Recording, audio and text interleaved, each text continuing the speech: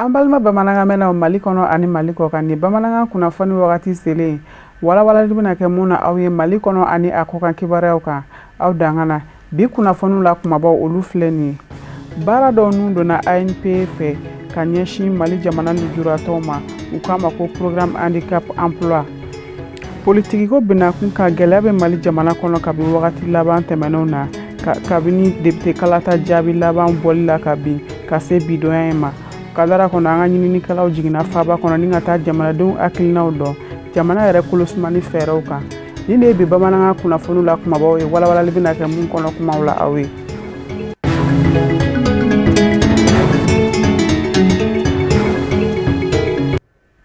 aw bisimila bamanankan kunnafoni sɔrɔlenw kɛnɛ kan farafina cɛncɛnkan jamana 5 G5 Sahel ale ni Faransi jamana u y'a yira k'a fɔ k'u fanga kɛ kelen ni ka jɛ ka fara ɲɔgɔn kan cogo min na banbaganciya waleyaw ka se ka kɛlɛ ka bɔ Sahel jamanaw kɔnɔna na a kɛra u ka lajɛrɛba sen fɛ Moritani faaba kɔnɔ Nouakchott kɛra ka bɛn tarata ma juin kalo tile 30 Kafune Bacili a bɛna ɲɛfɔli k'an ye kunnafoni tɔw kan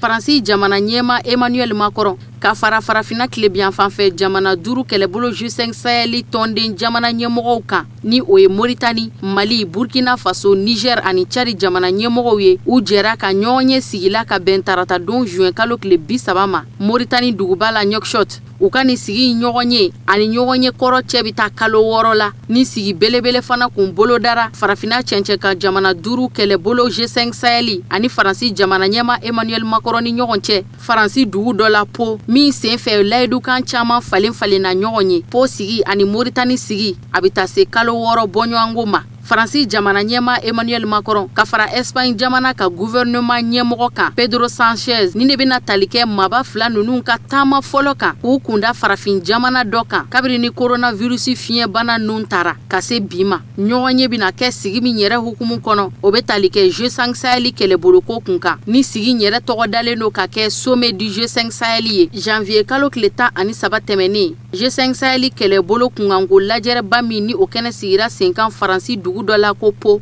ni u k'a ma ko sommet de Po o sigi baaraw kun labɛnna ka sanga ni karo gɛlɛya wale ani bagaya wuli ka jɔ waleyaw ye minnu kun bi ka ta banbaganci mɔgɔw fɛ n'a kun kɔ tɛ ka tigɛ G5 Sahel jamanaw kɔnɔ o waatiw la n'a kɛra sababu ye Faransi kɛlɛkɛcɛ maa 13 binna G5 Sahel tɔnden jamanaw dɛmɛtɔ ka bɔ bolo la banbaganci mɔgɔw ka wuli ka jɔ cɛjugu sababu la G5 Sahel tɔnden jamana 5 u ni Faransi jamana ka bolo di ɲɔgɔn ma kɔnɔ bɛn kɛra kan k'a fɔ ɲɛsin bi kɛ banbaganci jɛkulu kɛlɛli ma kɛrɛnkɛrɛnnenya la État islamique banbaganci jɛkulu n'u jɛɲɔgɔnw ka se k'olu kɛlɛ ka bɔ farafina kilebiyan fanfɛ jamana 5 kɛlɛbolo G5 Sahel dancɛ dɔw la i n'a fɔ komi Mali, Burkina Faso ani Niger o banbaganciya in kɛlɛli hakilina ɲuman min ni a taara o bi dangɛnɛmaya Faransi kɛlɛbolo Force Barkhane ka dɛmɛ kɔnɔ ka ɲɛsin G5 Sahel kɛlɛbolo ma Force Barkhane ani G5 Sahel olu bi fara ɲɔgɔn kan ni ka banbaganciya kɛlɛ in kɛ Faransi jamana ani a jɛɲɔgɔn africains ni o ye farafina cɛncɛn ka jamana 5 kɛlɛbolo G5 Sahel tɔnden jamanaw ye Mali, Burkina Faso, Mauritanie, Niger ani Tchad ka fara Allemagne gouvernement ɲɛmɔgɔ Espagne gouvernement ɲɛmɔgɔ ani Italie gouvernement ɲɛmɔgɔ kan u bɛna ɲɔgɔn sɔrɔ bi tile subahana mansin jabarani na ni ka hakilinaw falen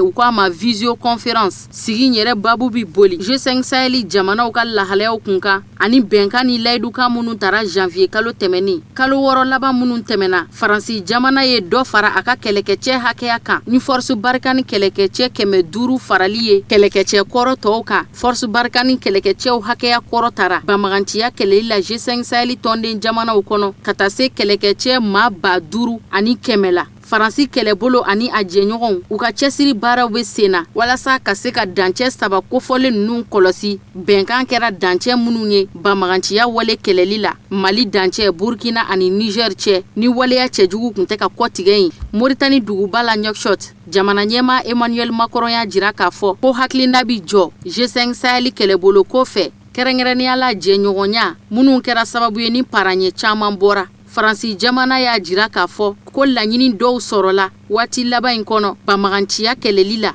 i n'a fɔ komi banbaganci jɛkulu Al-Qaida o Maghreb Islamique Akmi banbaganci jɛkulu sɛkasi dondon dɔ ni Algérie jamana kɔnɔden don Abdelmalek Droukdal ni Faransi kɛlɛbolo sera ka tɛgɛ kɛ o la ni ka faga Mali jamana kɔrɔyan fan fɛ juin kalo daminɛ waati la a ko baara caman kɛra nka min tɔ bɛ o de ka ca. Faransi jamana ɲɛma Emmanuel Macron y'a jira k'a fɔ ko hami fanba yɛrɛ bi ɲɛsin G5 Sahel jamana fila de ka lahalaya ma kɛrɛnkɛrɛnnenya la bɛn ni kelenɲɔgɔnya sabatili baaraw senfɛ ni o ye Burkina Faso ani Mali jamana ye.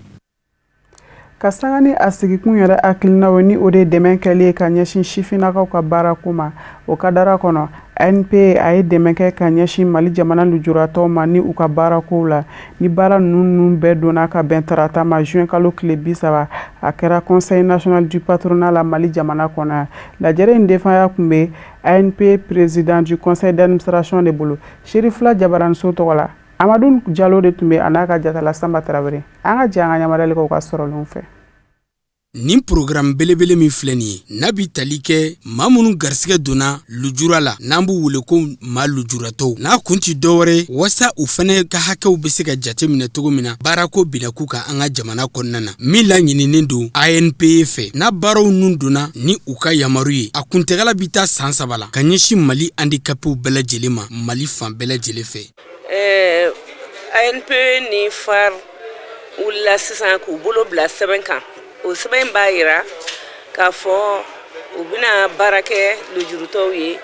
n'o ye u ka baara ta fanfɛla ye u ka se u yɛrɛ kɔrɔ u ka se u ka du kɔrɔ u ka kɛ fasoden ye komi fasoden tɔ o hukumu kɔnɔ u bɛ $250,000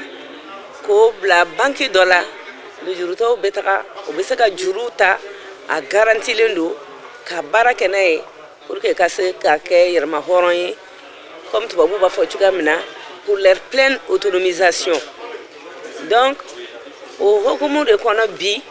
an nana o lancement kɛra a chèque belebeleba dira tɔnba ma nka chèque in tɛ tɔnba yɛrɛ ta ye dɛ wari ni FAR ni ANP o bɛ taa bila banki de kɔnɔ ne bɛ min welewele kan min bila lujurutɔw ye n'u o wari dira ma an k'an sɔbɛ don baara ma wari min don wari dunta tɛ wari baarata de don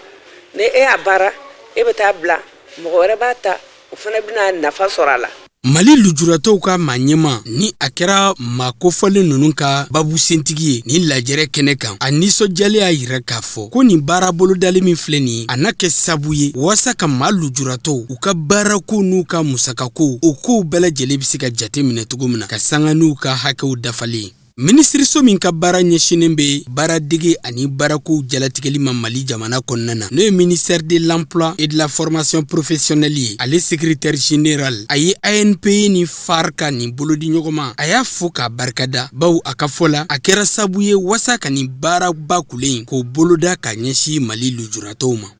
An ka service dɔ bɛ n'o tɔgɔ agence nationale pour l'emploi n'o ye ANP ale ni FAR n'o ye fonds auto renouvelable pour l'emploi u tɔgɔ di ɲɔgɔn ma ka musaka dɔw bila fond de garantie n'a bɛ fɔ ma fond de garantie Mali kɔnɔ yan tɔnba dɔ de bɛ yen lujuratɔw ka tɔn k'olu dɛmɛ n'a ye lujura bɛ minnu na olu bɛ se ka projet monter pour que o kana kɛ deli ye o kana kɛ taama ye dugu kɔnɔ ka mɔgɔw deli donc o projet ni a b'u ka fɛnw financer u bɛ se ka wari ta ka baara kɛ n'a ye ka wari rembourser mɔgɔ wɛrɛ b'a ta ka baara kɛ n'a ka wari rembourser o wari bɛ taa CFA wari $250,000 la donc ANP de y'o sigi sen kan olu ni FAR bɛ baara kɛ ɲɔgɔn fɛ pour que ka Mali kɔnɔ yan cɛ ni muso lujura bɛ minnu na pour que k'olu dɛmɛ olu fana ka se ka baara k'u yɛrɛ u ka se ka nafa sɔrɔ u ka se ka jamana dɛmɛ. Chatirubaw gurupu ɲɛso maaw fɛ ka ɲɛsin maa lujuratɔw ka bunahadamadenya kɛcogo ma an ka jamana kɔnɔna na nin ka fara bolonɔbila ka sɛbɛn na ANP ale ni FAR maa ɲɛmaw ni ɲɔgɔn cɛ nin ka fara chèque min musaka bɛ taa CFA wari $250,000 la o dilen fédération ɲɛmaba ma olu kɛra waleyaw ye minnu maaw hakili tora a fɛ kosɛbɛ wa o kow bɛɛ lajɛlen kɛra ka nin lajɛrɛba in kuncɛ bonya ni nisɔndiya ni karama kɔnɔna na. Baarabila ko kuma min bɛ sen na Sinabef bolo ni o ye grève ye ka sanga ni Sinabef ka ni hakilina ye BDMSA ka lafasajɛkulu ye kunnafoni kɛnɛ dɔ sigi sen kan walasa ka diɲɛma ladɔnniya ni ka jira k'a fɔ ko ni baarabila in tɛ olu fɛla ko ye wa n'u ka lafasajɛkulu ka sariyaw tɛ taa a kɛra ka bɛn tɛnɛn tɛmɛnen na de ma Sherifula Jabaraniso tɔgɔ la Amadu Kamara de tun bɛ yan n'a ka jatala Fuseni Keyita an ka jɛ an ka ɲamadali kɛ u ka sɔrɔlenw fɛ.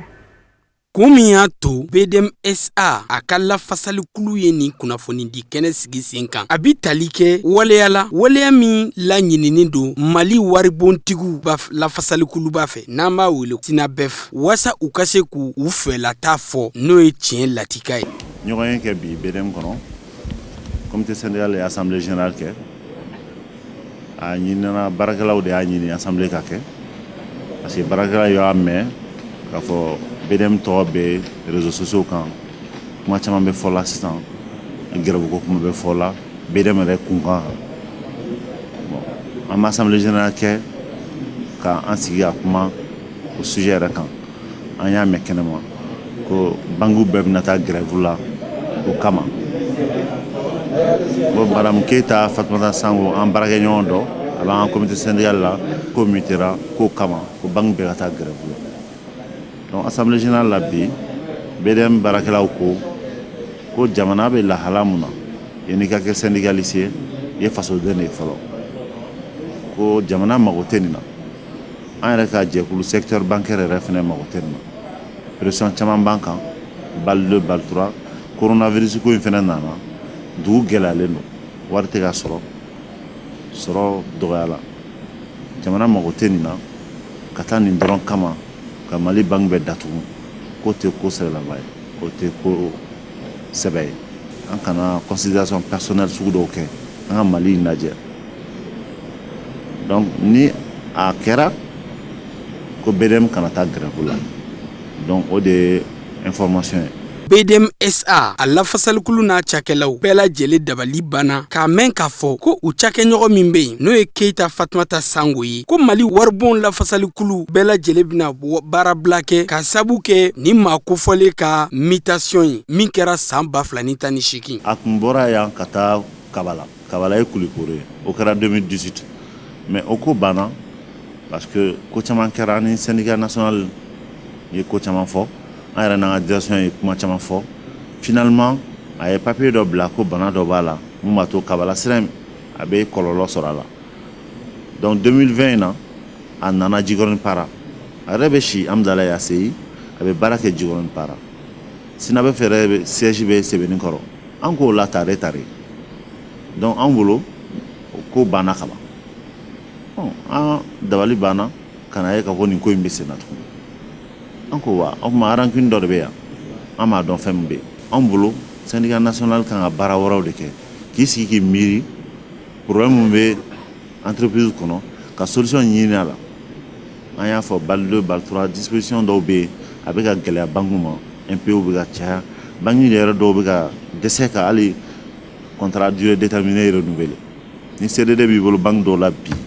a tɛ yɛlɛma ka kɛ CDI o b'i bila parce que ça ne va pas. An bɛ aw ladɔnniya k'a fɔ ko BDMSA cakɛlaw a n'a lafasalikulu ka fara ɲɛmayaso kan u bɛɛ lajɛlen y'a jira k'a fɔ ko olu da tɛna don nin baarabilako kuma in na bawo ko a ma kɛ sariya kɔnɔ wa a kun ye fɛn min ye ko a tɛ baarabilakun bɔ Keita Fatumata Sango ni BDM cakɛla don a ka hakɛw bɛɛ dafalen dira a ma wa bi ma k'a kan fan si fɛ BDM lafasalikulu ɲɛmaw ka fɔ la. I n'a fɔ an da sera ma cogo min na aw ye bakuruba kunnafoniw la kabini député kalata tɛmɛnen jaabi laban bɔli la ka bin Mali jamana politiki ko a bɛ bisi basa dankan na ka sanga ni gɛlɛya ye maa caman ye u ka dusuma kasayaw yira dɔw yɛrɛ y'a yira k'a fɔ ko jamanakuntigi président Ibrahim Boubacar Keita a ka walan sɛmɛ ani a ka fanga bondaw bɛɛ lajɛlen o kadara kɔnɔ an ka ɲininikɛlaw jiginna faaba kɔnɔ ni ka taa jamanadenw fɛlanw dɔn cogo min na jamana yɛrɛ bɛ se ka kolosuma cogo min na Mariétou Diallo ani Dramane Malende tun bɛ an ka jɛ an ka ɲamadali kɛ u ka sɔrɔlenw kan. An ka jamana bɛ gɛlɛya min kɔnɔ a dogolen tɛ mɔgɔ si la. Fanga bɛ ka lombo lamba. Jamanadenw wulila k'u jɔ k'u ka hakɛw ɲini ni bɔluw ye ni o terrain kunkolo bɛ semasi bolo ani parti jɛkulu minnu faralen no a kan. Laɲini ye min ye jamanakuntigi ka walan sɛmɛ cour constitutionnelle ka tugu o la ni k'a laban ni député bulo cili ye. An ka jɛ k'an tɛgɛ di ɲɔgɔn ma fasoden ɲumanw ka jamana kɔrɔta ka bɔ ji la. Donc an y'o bɔli kɛ le 5 jamanadenw bɔra kosɛbɛ ka laminɛni kɛ. Le 19 an ye bɔli filanan kɛ dɔgɔkun fila le 5 kɔfɛ. Maa minnu bɔra le 19 o cayara ka tɛmɛ le 5 jama kan ani mɔgɔ caman wɛrɛw bɔra Mali fan wɛrɛw fɛ. Tuguni a ma fɔ ko an ka laɲini bila laɲini ma bila fiyewu n b'o prépare latigɛ mɔgɔw k'o fɔ parce que kuma caman b'a la ka fɔ bɔlɔlɔ sanfɛ. Kuma caman b'a la ka fɔ dugu kɔnɔnaw na an tulo b'a bɛɛ la. Daminɛna ni hakilina mun ye an b'o hakilina de kan. Daminɛna ni laɲini mun ye an b'o laɲini de kan. O laɲini ma falen fiyewu o ka fɔ bɛɛ ɲɛna. An bɛɛ kunkilenna ye kelen hali bi. An ye jamanadenw labɔ min kama ani jamanadenw minnu bɔra le 5 minnu bɔra le 19 hali bi laɲini ye min ye n'o ye président ka walansɛmɛ foyi ma bɔ o laɲini. Mɔgɔba fɛn fɛn bɛ yan o farala ɲɔgɔn kan o de kama. Maa si mana i yɛrɛ la maa si mana laɲini dɔ kɛ i yɛrɛ ye an nana laɲini kelen de kunkɔrɔ o ye jamana de jamana bɛ gɛlɛya min kɔnɔ a bɛ se ka taga bɔ kɔnɔ. Ni ye occasion ba de walasa an ka se ka yɛlɛma don an ka jamana taabolo la. An kana to ni opportunité ni hakilina ni wulikajɔ ni maa min ye wulikajɔ mun kɛ nin ye occasion an ka se ka rater an ka to kɔfɛ an man ka to kɔfɛ an jeunes an kan ka wuli ka mɛ an ka kɛ an kana kɛ ni ɲɔgɔn buruja ye an kana kɛ ni ɲɔgɔn neni ye an kana kɛ ni fɛn wɛrɛ an ka kɛ ni jamana kanu o hakilina ye. Kɛra togo togo gɛlɛya bɛ malidenw de ni ɲɔgɔn cɛ dunan wɛrɛ ko tɛ. Donc an ka faamuyali la pour que nin gɛlɛya in ka se ka nɔgɔya dɔɔni mun ye crise mun b'an ka institution kɔnɔna na parce que aw bɛɛ b'a dɔn k'a fɔ gɛlɛya caman tun bɛ jamana kɔnɔ mais élection mun kɛra kɔsani na n'o ye député karatafili ye o de nana ko tɔ la teliya. Donc an bolo pour que an ka fura sɔrɔ o ko la teliya la c'est vrai que laɲini tɔw kɔni ye jamana baaraw ye mun ye kalanko ni lakananiko ni kɛnɛyako olu ye don o don baaraw de ye. A ka kan faamaw k'u wuli k'u jeni yɔrɔ fɛ o la tous les jours parce que walasa adamadenw ka se ka lafiya mais mun ye crise institutionnelle mun wulila élection kɔfɛ an bolo bi assemblée kɛlen do fiɲɛ ye bi fiɲɛ bɛ assemblée fan dɔw la parce que aw bɛɛ b'a kalama élection jaabiw bɔlen kɔfɛ yɔrɔ dɔw la gɛlɛya donna ye o yɔrɔ la ka kan pour que kana ni basigi segin ka kɛ o yɔrɔ élection kan an bolo ni yɔrɔ damadɔni de bɛ cause la a t'a kun bɔ k'a fɔ ko assemblée bɛɛ ka ci. Assemblée bɛɛ cili bɛ na ni gɛlɛya caman wɛrɛ ye ka tɛmɛ hali an bɛ mun na bi. Assemblée fiɲɛ nana cour constitutionnelle ka décision de kɔfɛ a ka kan komi cour constitutionnelle yɛrɛ a yɛrɛ fiɲɛ b'u ka baaraw la a mɔgɔ dɔw commencera ka baara bila ka démissionner u yɛrɛ ye mais dɔw tora halisa walasa ka se ka na ni basigi ka jamanadenw ka dusu faga an b'a ɲini k'a fɔ a kanunen don a ka kan o mɔgɔ tɔw ka démissionner walasa ka compteur bila zéro. Je pense que jamana bɛ dingɛ mun kɔnɔ bi c'est parce que mɔgɔw tɛ kuma ni ɲɔgɔn ye c'est-à-dire que a dannen don mɔgɔ damadɔni de ma donc ni population dun bɛɛ tɛ se k'i ta fɔ jamana ko la a ma nɔgɔn quoi c'est mɔgɔ kelen tɛ se k'a bɛɛ dɔn quoi. Situation min bɛ yen sisan a dogolen tɛ mɔgɔ si la est-ce que a tagali fana ye solution an bɛ yɔrɔ min na i ko bi. C'est la question que les gens doivent se poser quoi. Maintenant moi je pense que Mali bɛ yɔrɔ min na an kan ka fara ɲɔgɔn kan de c'est-à-dire mun bɛ se ka mun kɛ dɔrɔn o ka o kɛ quoi. Peut-être que minnu bɛ ka marcher ka taa président contre la moi ne t'olu ka côté la ne tɛ président côté la ne ye neutre de mais moi je me dis que peut-être que minnu fana kan ka marcher olu de tɛ ka marcher tel que la jeunesse quoi. C'est-à-dire que fin caman tɛmɛna Mali la c'est passé inaperçu sous les yeux de la jeunesse et si moi je vois que cɛkɔrɔba minnu ye Mali mara ɲɔgɔn fɛ o cɛkɔrɔba kelenw de bɛ ka taa marcher ɲɔgɔn kama moi je me dis hali bi jeunes ka kɛlɛ tɛ ka kɛ cɛkɔrɔba kɛlɛ de bɛ ka kɛ présentement mais au moment venu n'u kan ka jeunes placer mun na ɲɛfɛ olu ka bɔ télé la jeunes bɛ taa u bɛ bɔ télé la mais pour moi o tɛ a solution hali bi jeunesse ma wuli. Personnellement ne fɛ hali bi jeunesse malienne ma wuli fɔlɔ. An ka yalayalaw kɔnɔna la an taara sija kunda ka ɲininkali kɛ k'a dɔn fanga minnu tɛmɛna ani bi fanga kelen don wa jamana kɔnɔdenw ka laɲini u tun bɛ a ɲini cogo di k'a lasabati a y'a jira an na k'a fɔ lawale la olu tun bɛ bɔ nka k'a fɔ ko jamanakuntigi ka walan sɛmɛ o tun tɛ bɔ mɔgɔ si da kow n'a kɛcogo de tun b'a kɛ jamanakuntigiw bɛ walan sɛmɛ a kɛra cogo o cogo bɛn ni basigi ka segin ka na an ka jamana kɔnɔ o de ye jamana kɔnɔden bɛɛ haminako ye. O de fana b'an sɛnsɛn ka taa diɲɛ fan wɛrɛ kunnafoniw kan Kafunɛ Bacili ale ka ɲinininw don.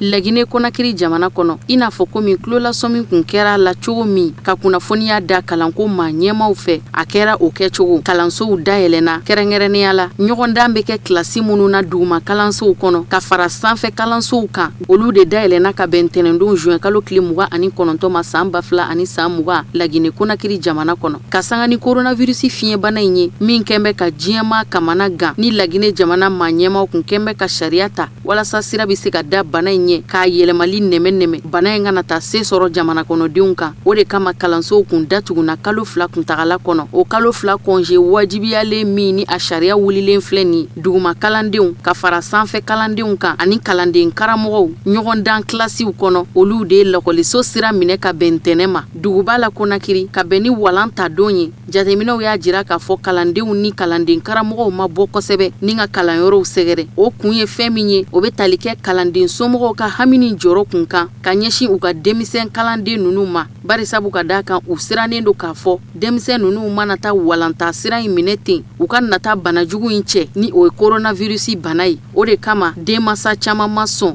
u ka denmisɛnw ka segin ka ekɔli taa sira minɛ duguma kalandenw ni sanfɛ kalandenw ani minnu tilalen do kalan na ni diplôme tigiw do olu ka tɔn ɲɛmɔgɔ ye kunnafoni di kɛ kunnafoni di min sen fɛ u ye welewele bila ka ɲɛsin kalanden somɔgɔw ma k'u ka jɛn n'a ye denmisɛnw ka se ka taa kalan kɛ cogo min wele ɲɛsina jamana ma ɲɛmaw fana ma k'u ka lajɛ gɛlɛya min ni o bɛ kalanko kɔnɔ ka fura teliman jɔnjɔn ɲini o la kɛrɛnkɛrɛnnenya la fɔɲɔgɔnkɔ min bɛ kɛnyɛrɛ ye ekɔliso tigiw ni o ye ekɔli privéw ye ani kalanden karamɔgɔw ni ɲɔgɔn cɛ o funu ka se ka bɔ ekɔliko ɲɛtaa kosɔn ka sanga ni o kunnafoni di kelen ye duguma kalandenw ni sanfɛ kalandenw ani diplôme tigiw ka jɛkulu in o y'a jira k'a fɔ ko hali n'o y'a sɔrɔ lakana ani saniya fɛɛrɛw bɛɛ lajɛlen sabatilen tɛ kalansow kɔnɔ nka ni caman kɛlen do a la baara tɔ min bɛ kɔ walasa ka se ka denmisɛnw ani karamɔgɔw kisi coronavirus bana tɔɔrɔ ma k'o baaraw tɔw bi kɛ dɔɔni ka taa fɛ forobatɔ maa ɲɛma caman kun kɛlen do ka weleda k'a laɲini kalanko maa ɲɛmaw fɛ kalansow dayɛlɛnnen min filɛ nin ye ka bɛn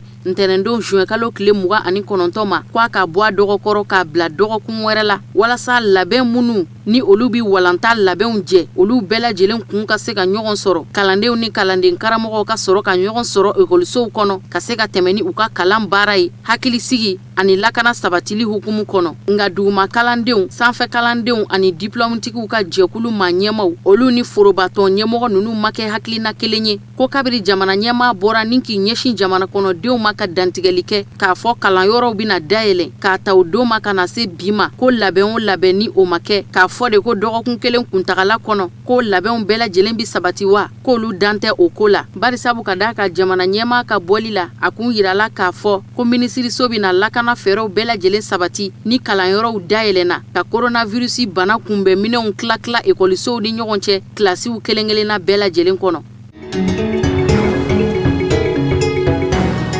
Senegali jamana kɔnɔ basigiyɔrɔ kelen sariya min kun tara ka don bala jamana maa ɲɛmaw fɛ ni o bɛ tali kɛ couvre-feu sariya kan o wulila ka bɔ Senegali ka denw kan wa a tɛna janya tuguni yamaruya bɛna di pankurun jigiyɔrɔw fana ma pankurun ka se ka wuli ni ka bɔ Senegali jamana da fɛ k'i kunda yɔrɔ wɛrɛ kan wali kelen ka bɔ diɲɛ jamana wɛrɛw la ni k'i kunda Senegali jamana kan o bɛ dayɛlɛn ka bɛn juillet kalo tile 15 nata ma Senegali jamana ɲɛmaa Macky Sall ye kunnafoni in da ka bɛn ntɛnɛndon juin kalo tile 29 su de ma k'a fɔ ko basigiyɔrɔ kelen sariya wulila ka bɔ Senegali ka denw kan ni o ye état d'urgence ani couvre-feu sariya ye a bi daga Senegali ka denw ye u ka se ka bɔ u ka denbayaw dafɛ tile kuru kara k'a daminɛ tarata don juin kalo tile 30 la jamana ɲɛmaa Macky Sall ye kunnafoni in da a ka dantigɛli dɔ de sen fɛ hali n'o y'a sɔrɔ coronavirus bana in bi Senegali jamana kɔnɔ hali bi nka a bɛɛ ta waleya caman bi sen kan walasa ka don bana in ni tiɲɛni n'o cɛ jamana ɲɛmaa Macky Sall ka dantigɛliw la a y'a jira k'a fɔ ko fɛɛrɛ ani waleya caman de bɛna boloda min bɛ kɛ sababu ye ka Senegali jamana sɔrɔko lakunu coronavirus sababu la fiɲɛ minnu bilala sɔrɔko kɔnɔ ka se ka ninkura fiyɛ olu la jamana ɲɛmaa Macky Sall ka kɔrɔfɔw la a ko cogoya kelen min na jamana maa ɲɛmaw tɛna jɛn n'a ye coronavirus bana ka se sɔrɔ ni ka dankari kɛ ɲɛnɛmayaw la k'o cogo kelen in de la olu tɛn'u sigi k'a lajɛ coronavirus bana ko in a ka se ka nɔba bila sɔrɔko fana kɔnɔ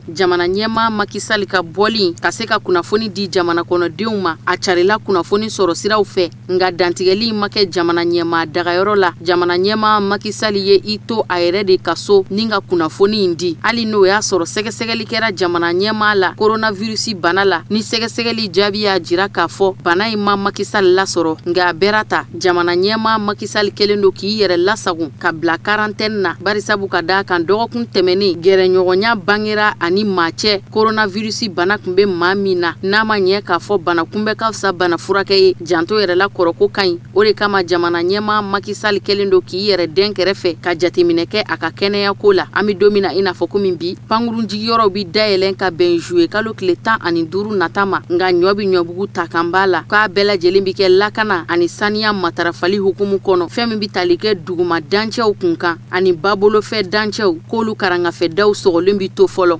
couvre-feu ani état d'urgence sariya min wulilen filɛ nin ye ka bɔ Senegalikadenw kan a bi wajibiya Senegalikadenw kan u kana bɔ u ka denbayaw dafɛ ni ka ɲɔgɔn kunbɛn fɛrɛbaw kan ka sɔrɔ maski tɛ u n'u ni u daw la ɲɔgɔn kunbɛnyɔrɔw la danfara minnu laɲinina k'o don i ni mɔgɔ ɲɔgɔn ni ɲɔgɔn cɛ ko bɛɛ lajɛlen k'a lajɛ ni k'o ta k'a don ba la ka tɛgɛkow matarafa ani ka geliw kɛ tɛgɛw la a ko dɔgɔkun o dɔgɔkun tile kelen bi ta ka lɔgɔfiyɛw bɛɛ lajɛlen sɔgɔ walasa ka se ka sugu ninnu kelen kelen ko k'a jɛ ka banakisɛ faga ka bɔ lɔgɔfiyɛ ninnu na o min sariya bi senna kabiri ni coronavirus banabatɔ fɔlɔ yera Senegali jamana kɔnɔ ka bɛn ni marisi kalo tile 2 tɛmɛnen ye sɔrɔko lakunu ni fɛɛrɛ minnu ni olu tigɛra a bɛna kɛ sababu ɲuman ye jamana kɔnɔdenw bolo kɛrɛnkɛrɛnnenya la jago dɔgɔdɔgɔnin kɛbagaw ni olu bɛ u dayirimɛw gwɛn dongo do de ka kun a la don ka taa se tɛ état d'urgence ni couvre-feu wulili bi kɛ fiɲɛbɔda belebele ye olu bolo bana in bi ka yɛlɛma maaw fɛ hali bi maaw bi ka furakɛ nka bɛra ta maa caman sata bi ka bɔ bana in na coronavirus bana Senegali jamana kɔnɔ banabatɔ hakɛya bi t'i jɔ maa 600 ani 98 na bana in kɛra maa minnu sata ye n'i y'o ta k'o jateminɛ Senegali jamana kɔnɔ o hakɛya ye maa 108 ye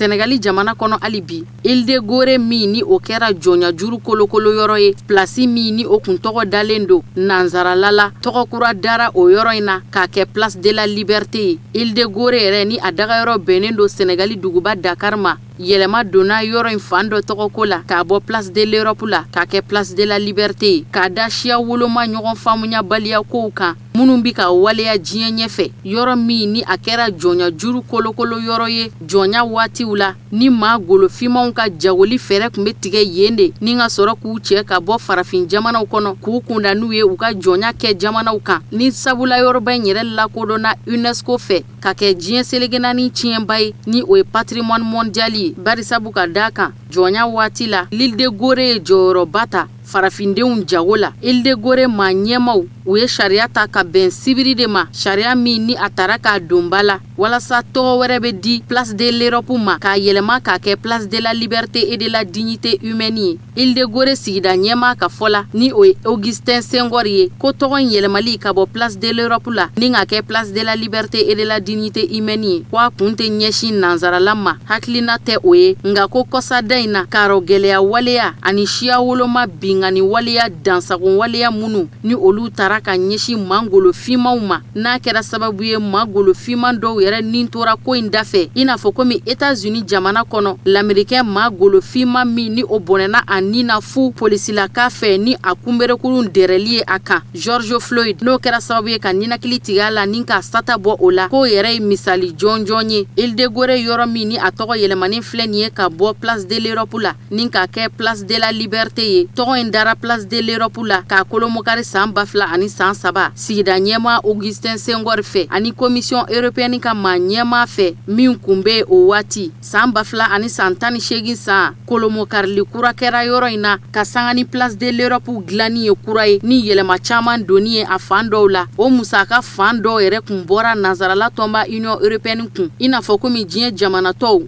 l'Américain maa golofinma min ni a bɔnɛna a nin na polisilaka maa golo jɛman a kɛra sababu ye ni ka ɲuɲu caman wuli ni ɲagaɲaga ye diɲɛ selegenani binakun kan diɲɛ jamana camanw kɔnɔ i n'a fɔ komi Senegali jamana o nisɔngoyaw de taara wolo Île de Gorée yɔrɔ in tɔgɔ yɛlɛmali la ka bɔ place de l'Europe la ni ka kɛ place de la liberté ye Niger jamana kono Mohamedou Bazoum bora gouvernement kono kabeni ntɛnɛndon juin kalo tile 29 ka ta ntɛnɛ na Mohamedou Bazoum be jate ka kɛ ministre kɔrɔ ye ministre kɔrɔ mun kun ka caw be ɲɛsin Niger dugu koɲɛw ɲɛnabɔli ma Mohamed Bazoum abina ka baaraw ɲɛsin kɛrɛnkɛrɛnnenya la jamana ɲɛmaasigi kalata nata baaraw ma jamana ɲɛmaasigi kalata nata baara minnu na ni cɛbɔ do jamana fanga ɲini tɔn tɔgɔ la Mohamed Bazoum kun kilola sɔmin kɛ a ka gouvernement kɔnɔ bɔli na a jɛɲɔgɔn dɔw ye kabiri ni kalo damadama ka kɔn binɲɛ Niger jamana ministre min ni o ka caw be ɲɛsin Niger dugu kunkankokow ɲɛnabɔli ma Mohamed Bazoum a y'a ka baarabila gafe sɛbɛn ni k'a da gouvernement ɲɛkɔrɔ k'a fɔ ale bi bɔ gouvernement kɔnɔ ministriya baaraw jɔra Mohamed Bazoum fɛ ɲɛsin bena kɛ a ka yɛrɛmangutu baaraw de ma ka jamana ɲɛmaya jɔyɔrɔ ɲini jamana ɲɛmaasigi kalata min yɛrɛ ni o dɔgɔdalen do Niger jamana kɔnɔ ni kalata tako fɔlɔ baaraw bi dangɛnɛmaya ka bɛn décembre kalo nata ma Niger jamana fanga ɲinitɔn ni o ye Mahamadou Issoufou ka fanga ɲinitɔn ye Parti nigérien pour la démocratie et le socialisme PNDS fanga ɲinitɔn Niger jamana kɔnɔna kunkankokow ɲɛnabɔli ministre kɔrɔ cɛbɔ do o fanga ɲinitɔn de tɔgɔ la bɛnkan mun kun be ani fanga ɲinitɔn ni ɲɔgɔn cɛ o de dangɛnɛmayalen filɛ nin ye ka bɛn ntɛnɛndon juin kalo tile 29 ma ni a ka baarabila gafe sɛbɛnni ye ka bɔ gouvernement kɔnɔ ka ministriya jɔyɔrɔ bila walasa k'i ɲɛsin jamana ɲɛmaya ɲinini baaraw ma Mohamed Bazoum a nɔna bilara ka ban ministri jɔyɔrɔ in na Alkashi Ala dafɛ jamana ɲɛma Mohamedou Issoufou ka directeur de cabinet ka dankan kɔrɔ do kabiri ni septembre kalo tɛmɛnen jamana ɲɛma Mohamedou Issoufou ka directeur de cabinet ka dankan kɔrɔ a bilala ka taa ministri so in na ministre so min ni o ka caw bi ɲɛsin Niger dugu kɔnɔna kunkankoko ma ka kɛ secrétaire d'état ye ka sanga ni Mohamed Bazoum ka baarabila ye ka bɔ gouvernement kɔnɔ o ka ministre jɔyɔrɔ kalifara ma maa bi se k'a fɔ dunan tɛ ministre so in kɔnɔ barisabu ka daa ka yen baarakɛla do ka ban Mohamed Bazoum yɛrɛ a bi kalo damadama bɔ bi baara minnu bi kɛ ka kɔn jamana ɲɛmaasigi yɛrɛmangutu baaraw ɲɛ o kun dabɔra a fɛ ka ban ani jamana fanga ɲinitɔn PNDS ka jɛɲɔgɔnya kɔnɔna na o min fanga ɲini jɛkulu tɔn ɲɛmɔgɔya b'a bolo bi ka sanga ni Congo RDC jamana ka yɛrɛma hɔrɔnya sɔrɔli san 60 san kunbɛ ɲaɲali baaraw ye Belgique masakɛ Roi Philippe a ye dantigɛli kɛ dantigɛli min senfɛ a ye yɛrɛma hɔrɔnya san kunbɛ foli da Congo jamana ye ka bɛn tarata don juin kalo tile 30 ma wa ni sanbɛ foli in dali Roi Philippe fɛ ni bena k'a siɲɛ fɔlɔ ye ka ɲɛsin Congo jamana ma jɔnya juru waatiw la tariku kɔnɔ karɔgɛlɛya wale min tara ka siri Congo jamana ka jɔnya waati la Belgique jamana bolo Roi Philippe dasera o nimisa kɔrɔfɔw ma Belgique masakɛ Roi Philippe a ye dantigɛli in kɛ ka sanga ni bataki de ye bataki min ni a gafe cira Congo RDC jamana ɲɛma ma Roi Philippe ka bataki in kɔnɔ kuma la ni masakɛ do min bi ka Belgique mara kabiri ni san 2000 ani san 13 a ka gafe min ɲɛsina Félix Tshisekedi ma nimisa kumaw de do ka ɲɛsin jɔnya waati karɔgɛlɛya waleyaw ma bataki in kɔnɔ min cira Congo jamana ɲɛma Félix Tshisekedi ma Roi Philippe fɛ ka bɔ Belgique masakɛ in segina ka tariku kɔrɔ dɔw lakunu ka ta san 1885 ani 85 waati kana se san 1909 ani 8 waati ma a bina don Congo RDC jamana ka tarikuw kɔnɔ barisabu ka daa kan a ɲɔana ma deli ka kɛ Congo RDC jamana yɔrɔ la Belgique jamana fɛ ka sanga ni yɛrɛma hɔrɔnya san kunbɛ ɲaɲali ye ban ni de fana bɛ dan sigi bi bamanankan kunnafoni sɔrɔlen na minnu labɛnna kunnafoni di so ɲɛmaya so fɛ ka bɛn ni kuma ye aw ni ce a ka ɲamadalu la a k'an bɛn waati wɛrɛ nata